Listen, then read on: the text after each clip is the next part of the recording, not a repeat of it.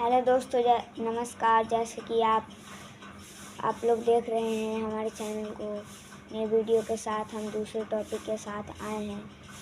छठ पूजा क्यों मनाई जाती है, आज का टॉपिक यही रहेगा हमारा। इसमें दो संत आए हैं, एक हैं संत रामपाल जी महाराज और एक हैं अनिरुद्धाचार्य जी महाराज।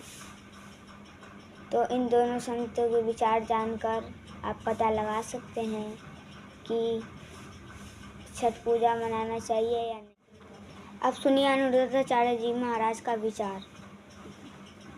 छठ पर्व मना रहे हैं। भारत का नहीं, समस्त विश्व का सबसे बड़ा व्रत छठ पर्व व्रत माना जाता है। सबसे बड़ा व्रत है।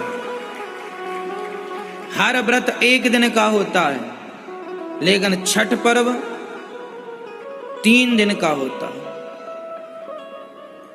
और 3 दिन निराहार रह करके, एक छठ पर्व ही ऐसा पर्व है जिस पर्व में उगते सूरज से लेकर डूबते सूरज को प्रणाम किया जाता है। सूर्य भगवान की समस्त दिशाओं को अर्थात पूर्व से निकलकर जब वो पश्चिम में अस्त होते हैं तो मध्य सूर्य को, उगते सूर्य को, आखिरी डूबते सूर्य को प्रणाम किया जाता है। आपको पता है ये छठ पर्व क्यों मनाया जाता है? ये कठिन है। कहा जाता है कि एक राजा थे, उनका एक पुत्र हुआ जो मरा हुआ पैदा हुआ तो सही, राजा का बेटा, पर मरा हुआ था। गुरुजनों से पूछा गया कि अब ये कैसे जीवित हो?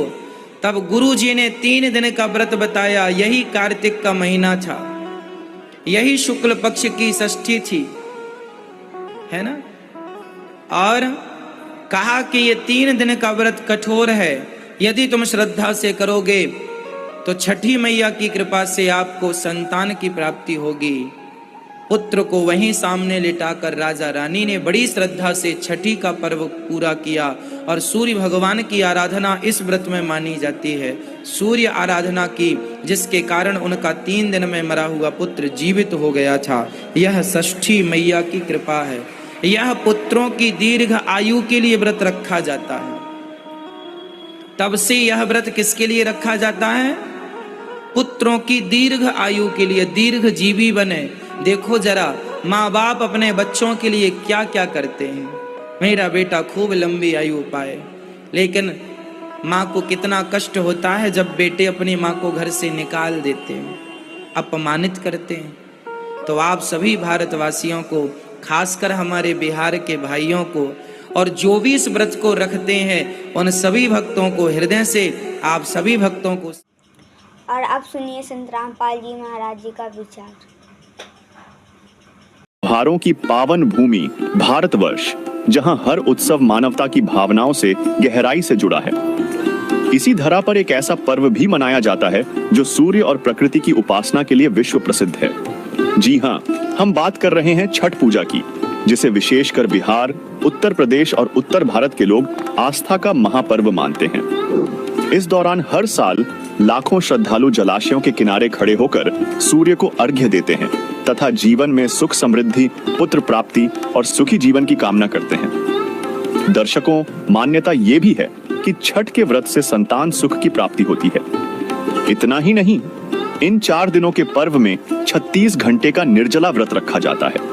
लेकिन क्या सच में यह कठिन तप या 36 घंटे का निर्जला व्रत या डूबते और उगते सूर्य को अर्घ्य देना हमारी इच्छाओं को पूरा कर सकता है, या फिर यह केवल एक परंपरा बनकर रह गई है जिसमें हम बिना प्रश्न किए देखा देखी अनुसार आंख मूंद कर चलते जा रहे हैं? तो चलिए दर्शकों, आज के इस खास एपिसोड में हम जानेंगे कि छठ पूजा की शुरुआत कैसे हुई, क्यों उपासक रखते हैं इतना कठिन व्रत, और जिस उद्देश्य से यह कठिन व्रत रखा जाता है, क्या वह उद्देश्य इस व्रत के करने से पूर्ण होता है? सवाल नंबर 1, सूर्य उपासना का महापर्व छठ की शुरुआत कैसे हुई और इसके पीछे कौन सी लोक मान्यताएं छिपी हैं? क्या यह वास्तव में हमें परमात्मा के निकट ले जाती है या महज एक परंपरा का निर्वाह है? दर्शकों, छठ एक ऐसा पर्व जिसमें छठी मैया और सूर्य भगवान की पूजा होती है, जो कार्तिक मास की शुक्ल चतुर्थी से सप्तमी तक मनाया जाता है। इस पर्व के बारे में समाज में कई लोक कथाएं प्रचलित हैं, जैसे कि द्रौपदी और कर्ण द्वारा छठ व्रत करना या राजा प्रियव्रत का संतान प्राप्ति के लिए इस व्रत का पालन करना। यह पर्व साल में 2 बार चैत्र और कार्तिक मास में मनाया जाता है और इसे लोक आस्था का प्रतीक माना जाता है। लेकिन क्या ये कहानियां सच में शास्त्रों पर आधारित हैं या केवल जनश्रुतियां में, जिन पर सदियों से लोग विश्वास करते आ रहे हैं? तो आपको बता दें कि हमारे पवित्र सदग्रंथों में ऐसे किसी भी पर्व का वर्णन नहीं है, और फिर भी ऐसे मनमाने पर्व लोग मनाते हैं। जिसके विषय में हमारे पवित्र सदग्रंथों में क्या कहा गया है, देखिए।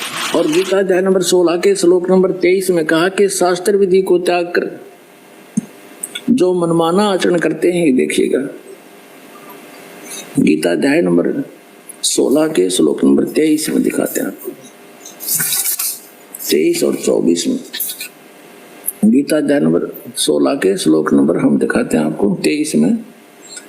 जो पुरुष शास्त्र विधि को त्याग कर अपनी इच्छा से मनमाना आचरण करता है, वह न सिद्धि को प्राप्त होता है, न परम गति को, और न सुख को ही। अब 24 में बताया कि इससे तेरे लिए, छोड़ में जाएगा 24वां श्लोक, इससे तेरे लिए कर्तव्य की व्यवस्था में कौन से कर्म करने चाहिए भक्ति के, कौन से ना करने चाहिए, शास्त्र ही प्रमाण है। ऐसा जानकर तो शास्त्र विधि से नियत कर्म करने योग्य है, यानी शास्त्रों में जो वर्णित है वही साधना कर, अन्य करेगा तो कोई लाभ नहीं होगा, यूजलेस। दर्शकों, गीता जी के इस उल्लेख से स्पष्ट होता कि छठ पूजा के मनमाने नियम और कथाएं शास्त्रों की कसौटी पर खरे नहीं उतरते, जिससे यह सिद्ध होता है कि छठ पूजा को मनाना एक मनमाना आचरण है। इससे यह भी स्पष्ट होता है कि जिस उद्देश्य से लोग छठ पर्व मनाते हैं, उससे उन्हें वह लाभ नहीं हो सकता। सवाल नंबर 2, छठ व्रत विश्व का सबसे कठिन व्रत है, जिसमें सूर्य देव की पूजा के साथ 36 घंटे का निर्जला उपवास रखा जाता है। लेकिन क्या ऐसी कठिन साधनाओं का समर्थन हमारे पवित्र शास्त्र भी करते हैं? छठ में साधक सूर्य देव की उपासना में 36 घंटे तक बिना अन्न और जल के रहते हैं। छठ पूजा की यह परंपरा दीपावली के 3 दिन बाद नहाए खाए से शुरू होती है, जिसमें कद्दू चावल का विशेष भोग लगाया जाता है। इस दिन से नमक का त्याग कर व्रत का संकल्प लिया जाता है। अगले दिन, जिसे खरना कहा जाता है, व्रती पूरे दिन निर्जला उपवास रखते हैं और शाम को खीर का प्रसाद ग्रहण करने के बाद एक कठोर निर्जला व्रत का आरंभ करते हैं। तीसरे दिन डूबते सूर्य की उपासना की जाती है, जिसमें व्रती बिना कुछ खाए पिए नदी या किसी जलस्रोत में खड़े होकर सूर्य को अर्घ्य अर्पित करते हैं। चौथे और अंतिम दिन उगते सूर्य को जल अर्पित कर यह कठिन व्रत पूर्ण होता है। दर्शकों, श्रीमद् भगवद गीता के अध्याय 6 श्लोक 16 में साफ तौर पर कहा गया है कि हे अर्जुन, उस पूर्ण परमात्मा को प्राप्त करने वाली भक्ति न तो एकांत स्थान पर विशेष आसन या मुद्रा में बैठने से, तथा न ही अत्यधिक खाने वाले की और न बिल्कुल न खाने वाले अर्थात व्रत रखने वाले की सिद्ध होती है। इसी विषय में सूक्ष्म वेद अर्थात संत गरीबदास जी कृत अमर ग्रंथ के अध्याय अथ मूल ज्ञान की वाणी 62 में कहा गया है, गरीब प्रथम अन्न जल संयम राखे, योग युक्त सब सतगुरु भांखे। इस वाणी का भावार्थ है कि अन्न तथा जल को सीमित खावे, न अधिक और न ही कम खावे, यानी न व्रत रखे। यह भक्ति की सही विधि है जो सतगुरु बताते हैं। वहीं श्री रामचरितमानस उत्तर कांड के दोहा 45 की चौपाई 1 में श्री रामचंद्र जी स्वयं कहते हैं, कहु भगति पथ कवन प्रयासा, जोग नमक जप तप उपवासा। जिसका अर्थ है, कहो तो भक्ति मार्ग में कौन सा परिश्रम है, इसमें न योग की आवश्यकता है, न यज्ञ, जप, तप और उपवास की। दर्शकों, इन सभी प्रमाणों से यह स्पष्ट है कि कठोर उपवास यानी छठ का निर्जला उपवास जो मान्यताओं पर आधारित है, वह शास्त्र सम्मत नहीं है। इसलिए गीता अध्याय 16 श्लोक 23 के अनुसार शास्त्र विधि को त्याग कर अपनी इच्छा से मनमाना आचरण यानी छठ का व्रत रखने वाले को न सिद्धि प्राप्त होगी, न उसकी परम गति होगी और न उसको सुख प्राप्त होगा। दोस्तों, ये वीडियो आपको अच्छी लगी होगी तो ज़रूर आप सब्सक्राइब, लाइक, शेयर ज़रूर करें।